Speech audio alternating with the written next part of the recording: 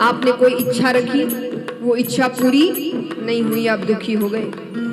आपने किसी से कोई उम्मीद रखी, वो आपकी उम्मीदों पर खरा नहीं उतरा, आप दुखी हो गए। आपने किसी से बहुत प्रेम किया, उसने बदले में आपसे उतना प्रेम नहीं किया, आप दुखी हो गए। आपने किसी पर बहुत भरोसा किया, पर उसने आपका भरोसा तोड़ दिया, आप दुखी हो गए। तो अर्थ क्या हुआ कि किसी से कोई उम्मीद मत रखिए। देखिए, इसका अर्थ ये नहीं होता कि आप संसार त्याग दीजिए, संसार में रहिए पर किसी से उम्मीदें मत रखिए। अब मान लीजिए अगर आपने कभी किसी से कोई उम्मीद नहीं रखी होगी और वो आपको धोखा दे दे, तो आपको इतना दुख होगा? हाँ कि ना? क्यों नहीं होगा?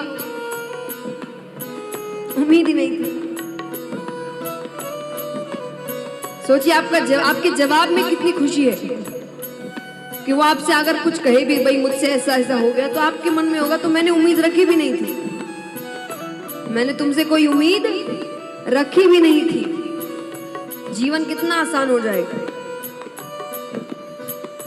तो संसार में रहिए, अपने फर्ज निभाइए, पर इनसे उम्मीदें मत रखिए, क्योंकि ये कोई आपका साथ नहीं देने वाला। एक भी व्यक्ति, जीवन में हर व्यक्ति आपको एक ना एक बार तो धोखा देगा, हर व्यक्ति।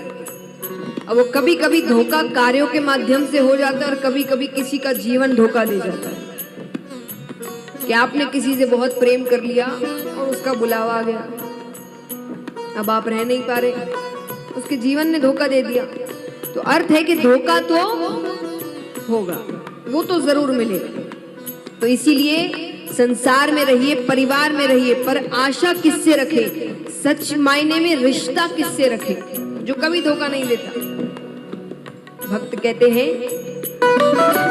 आशा एक राम जी से, तुझे आशा छोड़ दे, आशा एक राम जी से, तुझे आशा छोड़ दे।